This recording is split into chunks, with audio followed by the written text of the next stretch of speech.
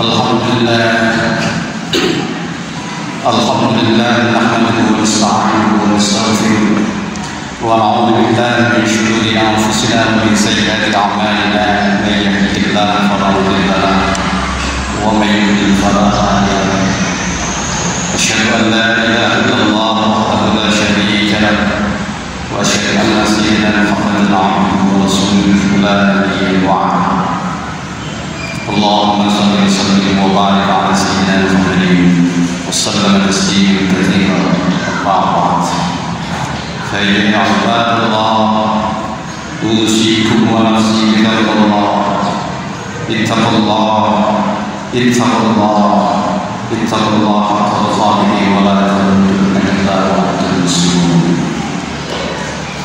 ma'asyiral muslimin wal mu'minin jamaah yang dimuliakan Allah. Marilah dalam kesempatan Jumat hari ini kita tingkatkan ketakwaan kita kepada Allah Subhanahu wa taala dengan sebenar-benarnya takwa, yaitu dengan mengamalkan dan melaksanakan perintah-perintah Allah. Dan marilah kita benar untuk berikhtiar meninggalkan larangan Allah.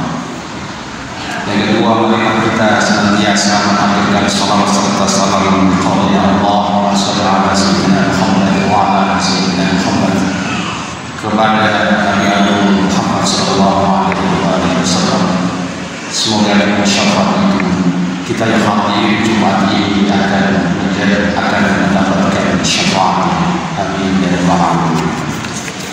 Hadirin jamaah Jumat yang dimuliakan Allah, sebagai umat Islam pasti sudah terasing lagi dengan kata takwa. Takwa dari segi bahasa memiliki arti memelihara atau menghindari. Para ulama menyebutnya imtithal awamirillah wa ijtinabi nawahihi sirran wa alaniyatan zahiran wa batinan, yakni melaksanakan segala perintah Allah dan menjauhi segala larangan-larangan Allah, baik di dalam keadaan sedih maupun ramai, baik di dalam lahir maupun dalam batin kita. Pentingnya takwa ini hadirin, pesan untuk meningkatkan ketakwaan menjadi salah satu kewajiban yang harus dilakukan seorang khatib di dalam setiap khutbahnya. Pesan takwa ini merupakan salah satu rukun khutbah yang apabila ditinggalkan oleh sang khatib maka tidak sah khutbahnya yang telah disampaikan ini. Dengan pesan takwa ini hadirin, seakan-akan para jamaah diingatkan oleh sang khatib, apakah takwanya sudah meningkat? Jangan-jangan di masjid bertakwa, jangan-jangan di masjid takwanya meningkat tetapi di dalam tempat kerjanya tidak ada takwa. Jangan-jangan di masjid punya takwa tetapi di dalam rumah tangga tidak ada takwa. Jangan-jangan di masjid takwanya meningkat tetapi di perjalanan hilang takwanya. Maka kata Allah, bertakwalah dengan serius, bertakwalah dengan maksimal, pastikan selalu melekat pada diri kita. Ya ayyuhalladzina amanu taqullaha haqqa tuqatih wa la tamutunna illa wa antum muslimun, kata Allah. Hadirin yang dirahmati Allah, pertanyaannya, apa sih yang penting dari takwa itu? Apa kaitan takwa dengan kehidupan kita? Dan apa hubungannya takwa dengan kebahagiaan hidup kita? Dari pertanyaan-pertanyaan tersebut Al-Quran menjawab dengan menempatkan takwa dengan berketerkaitan dengan semua harapan manusia, termasuk kita. Wa may yattaqillaha yaj'al lahu makhraja. Siapa yang bertakwa kepada Allah, niscaya Allah akan membukakan jalan keluar bagi.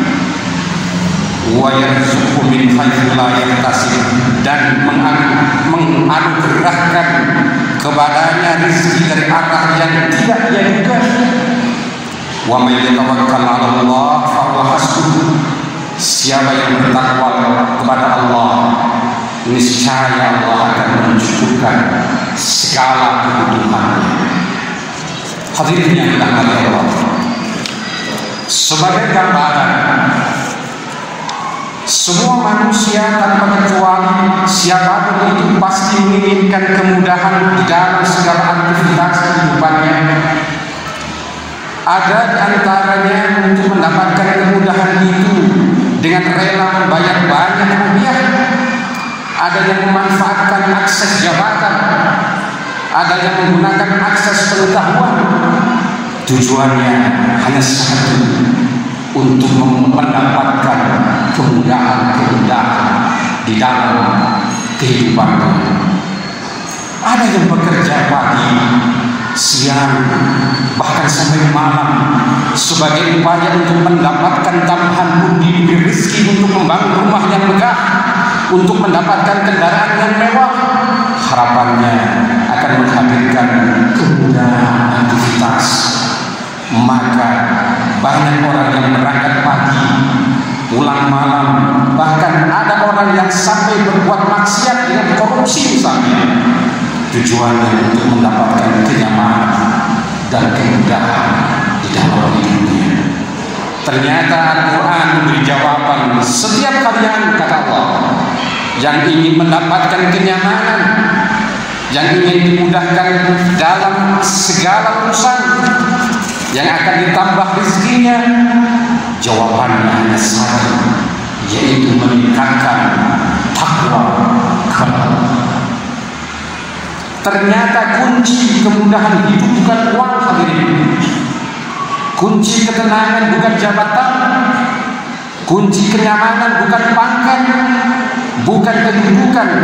Bahkan tidak sedikit orang yang telah mendapatkan kedudukan dan pangkat yang tinggi masih belum merasakan kenyamanan dan kebahagiaan. Bahkan kita perhatikan orang yang terjebak korupsi, bukankah kebanyakan harta mereka sudah melimpah, bahkan kedudukannya sudah tinggi?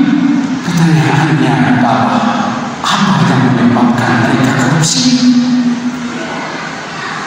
Jawabannya adalah karena ada sebagian yang belum dirasakan, yaitu kenikmatan dan kenyamanan yang diakibatkan hilangnya takwa kepada Allah. Hadirin yang dirahmati Allah,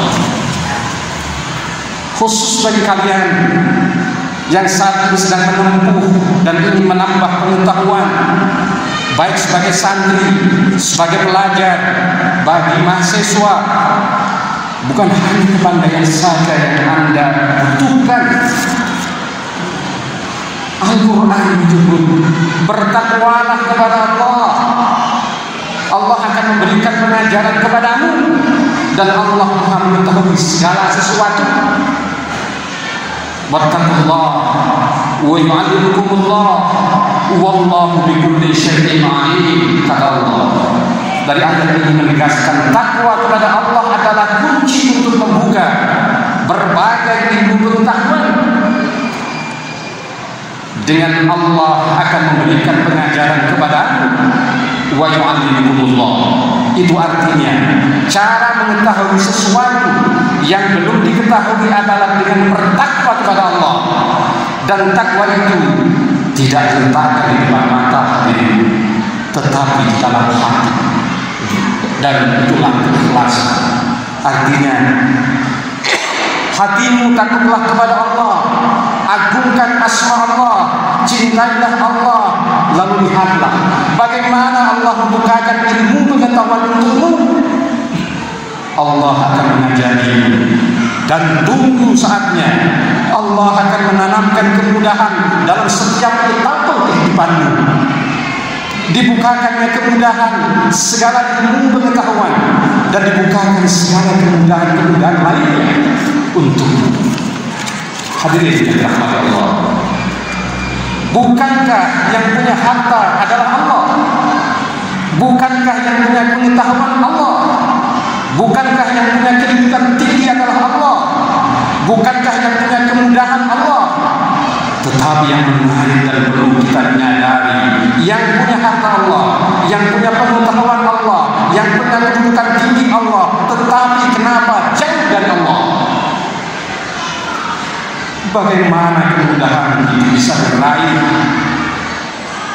Bukankah hukum mengatakan orang yang dekat dengan orang yang memiliki akses kemudahan sesuai kapasitas yang dimiliki orang yang punya akses tersebut? Kedekatan dengan pejabat akan mudah dibukakan akses dari jabatannya. Orang yang punya kedekatan dengan orang yang berharta akan mudah dibukakan akses untuk mendapatkan harta, dan seterusnya. Hukum itu pun berlaku pula bagi seseorang yang dekat dengan Allah. Apa yang sulit bagi Allah untuk memberikan segala sesuatu kepada seorang hamba yang dekat, yang selalu mengagungkan asmanya, yang selalu memasrahkan hidupnya hanya kepada Allah Subhanahu wa ta'ala. Apabila ada orang yang memiliki problem di rumah tangga, apabila ada orang yang memiliki problem di tempat kerja, mungkin bisa jadi bukan karena kurangnya harta, bukan karena kurang gelar akademiknya, bukan karena kurang tingginya kedudukan. Boleh jadi yang kurang adalah takwanya kepada Allah. Kalau ada yang merasakan kurang kedudukan, kalau ada yang merasakan kurangnya harta, mungkin bukan karena kurangnya berikhtiar dalam memperoleh kedudukan dan harta. Boleh jadi yang kurang adalah takwanya kepada Allah. Karena kurang takwanya kepada Allah, maka dia pun pasti tidak akan mampu bisa mensyukuri pemberian dari Allah Subhanahu wa ta'ala. Karena dia tidak bisa mensyukuri, dia pasti merasa kurang terhadap apapun yang telah diberikan Allah kepadanya. Pasti itu adalah problem baginya, pasti itu kesulitan baginya. Karena itu pentingnya pesan untuk selalu meningkatkan takwa selalu kita dengarkan dari seorang khatib pada setiap Jumat, setiap minggu. Hadirin yang dirahmati Allah, kiranya demikian yang dapat kami sampaikan dan اللهم صل وسلم وزد عمره ووفاه في جلال ومجدها أسرق الباب سيدنا وعلى وآله وصحبه وسلم ورضي الله تعالى عن كل صحابة رسول الله أجمعين.